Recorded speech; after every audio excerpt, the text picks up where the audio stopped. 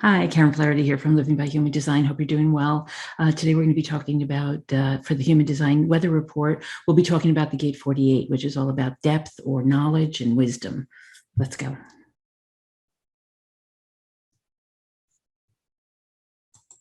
So we got the sun in the Gate 48, which started October 2nd, early this morning, and it goes until October 8th.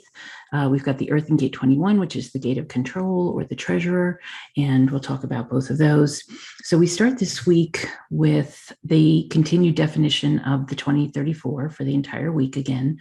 Again, this is going until January, mid-January, and we've got the 20, which comes off the throat, and the 34 that goes into the sacral, and this makes us all feel like manifesting generators, right?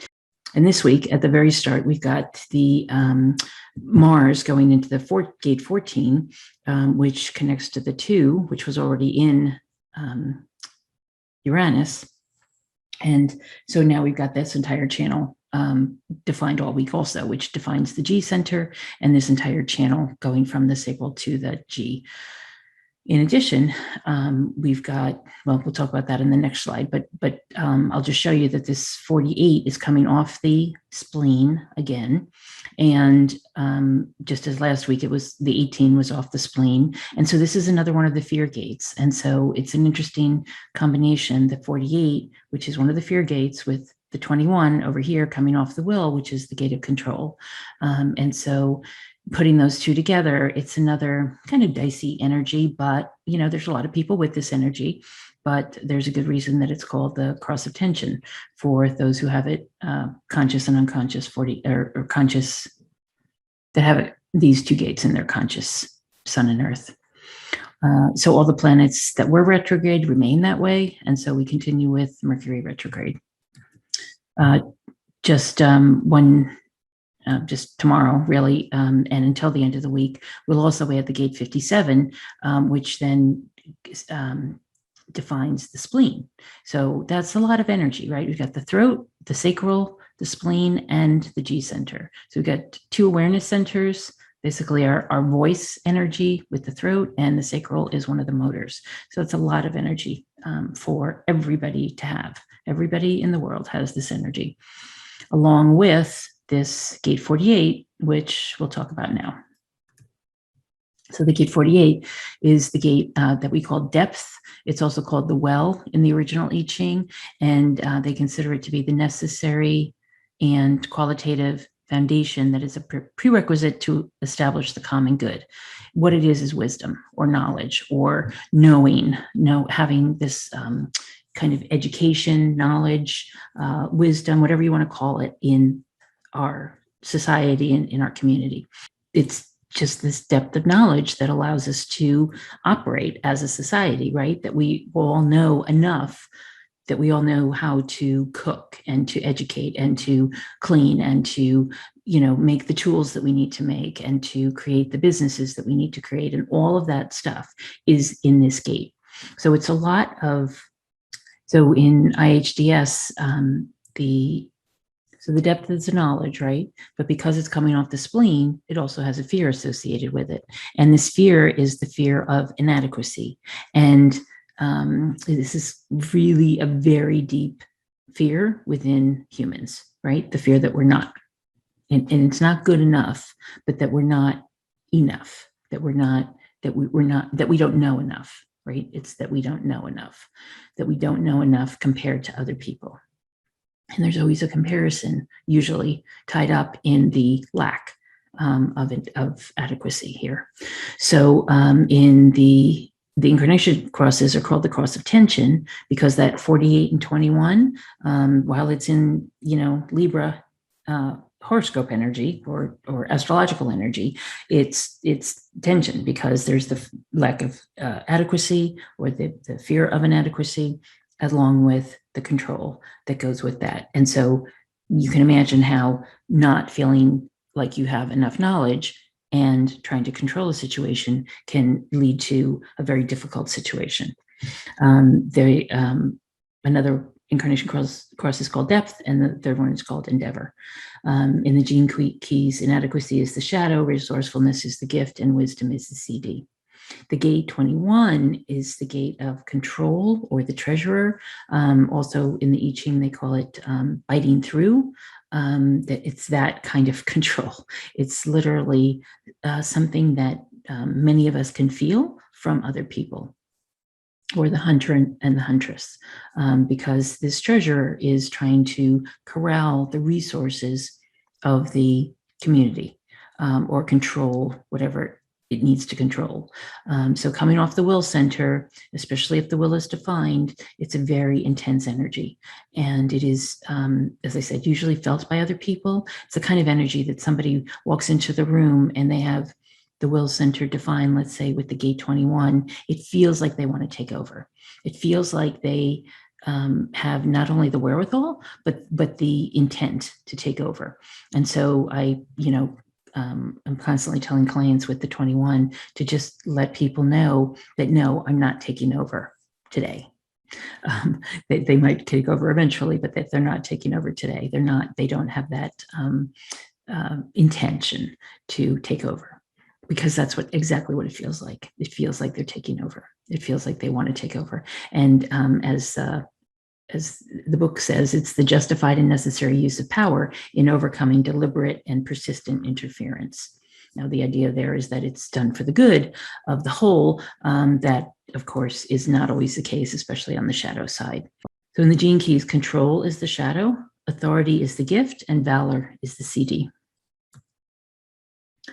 So looking at it from the Gene Keys perspective, again, we have the inadequacy, resourcefulness, and wisdom as the three levels for this gate, for the gate of depth.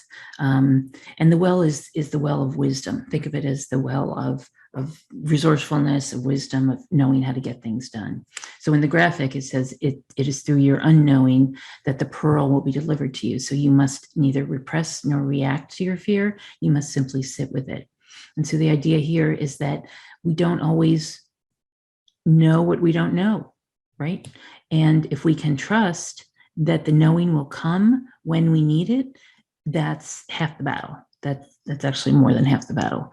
If you can trust that you will know what you need to know when you need to know it, then we don't need to feel as inadequate.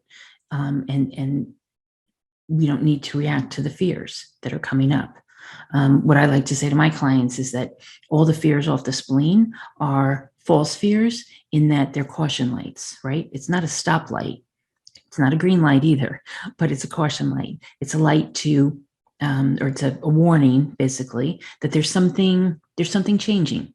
And that's really what the spleen's about. The spleen is all about survival. It's about keeping us safe and healthy in all circumstances. And so whenever you're feeling something from the spleen that feels like a fear, most of the time it's just a caution, a cautionary tale, a cautionary indication, so that because most likely starting a new business, doing a course, doing a speech for somebody is not going to cause death, right? Literally, that's what the spleen is for. It's to keep us alive.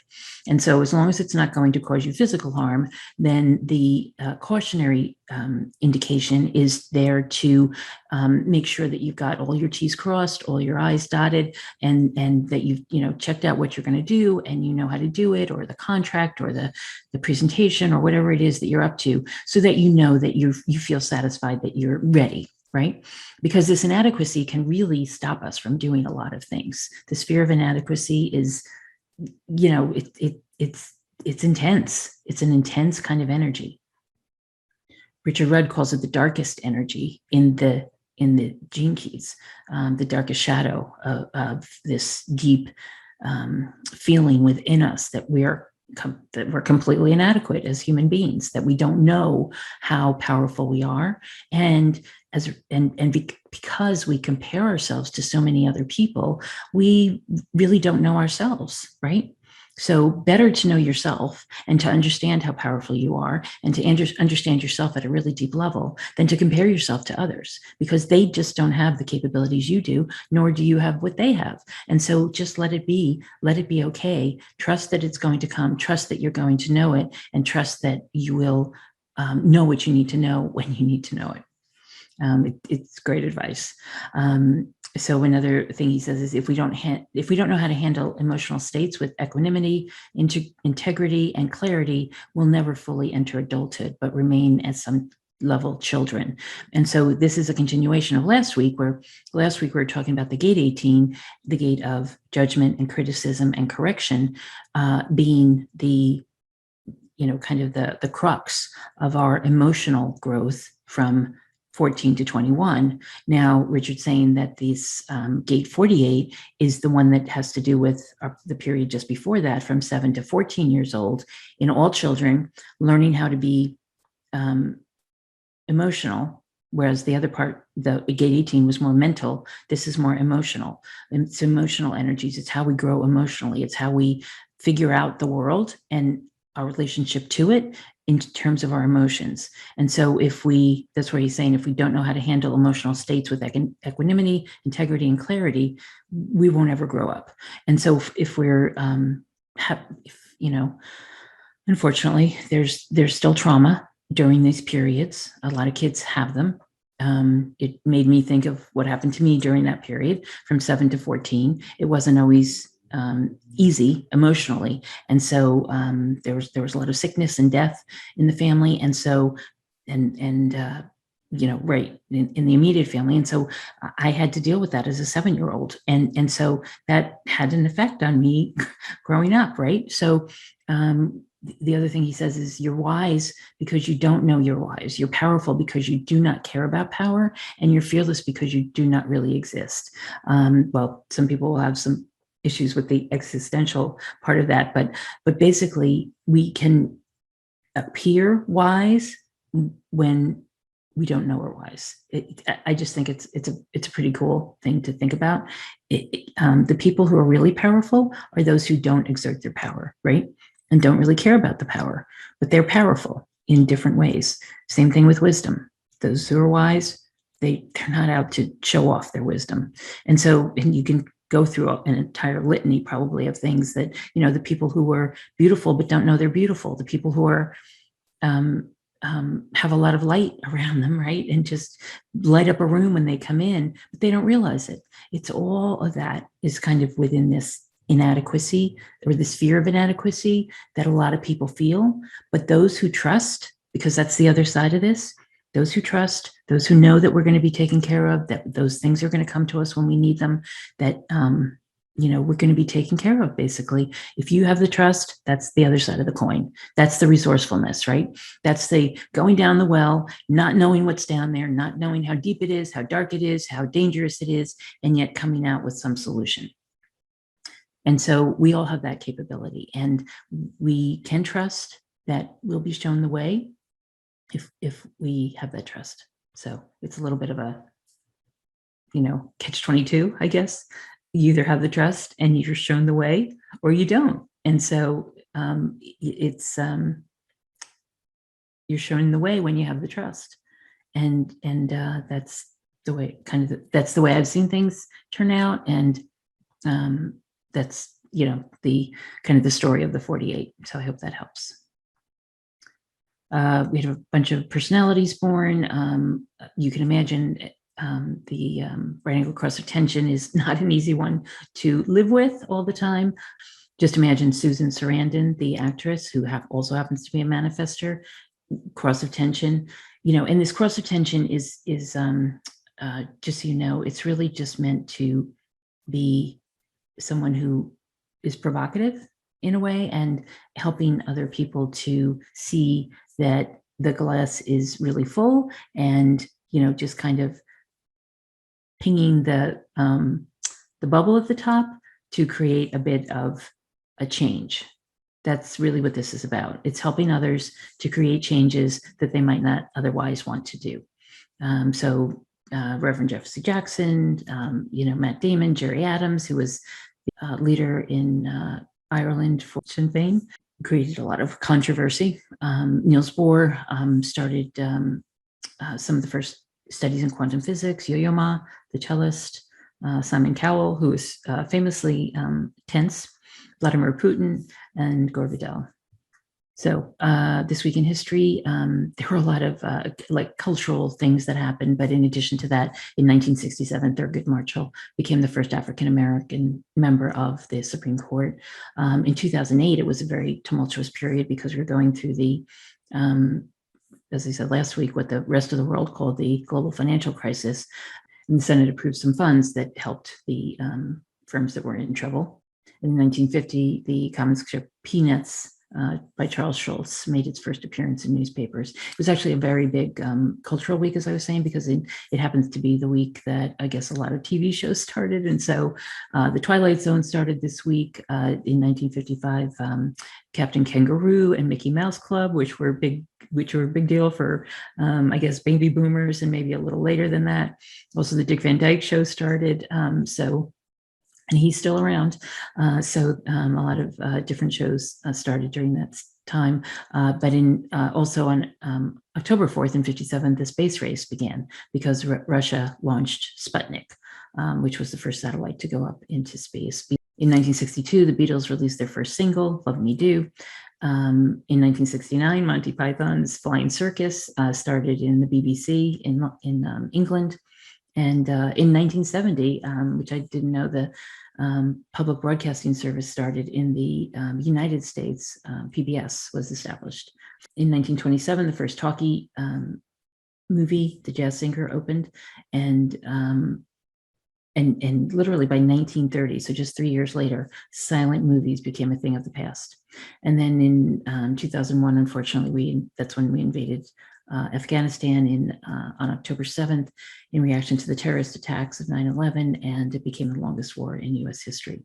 So knowing all that, knowing that there can be tension, that there can be this fear of inadequacy that we might all have this week, watch for that. Be aware of it. Also be aware of the control that might come up in you or in other people. Again, because of the Mercury retrograde and unfortunately all the gates during Mercury retrograde coming off the spleen, that makes them all fear gates. And so we tend to be in a time of some fear. And, as I've been saying all along, the more you can stay out of fear and stay in your joy or your bliss or your contentment or whatever it is you like to do, and the gratefulness that goes with that, the better you'll feel. So I hope you have a great week, and I look forward to seeing you next week. Take care.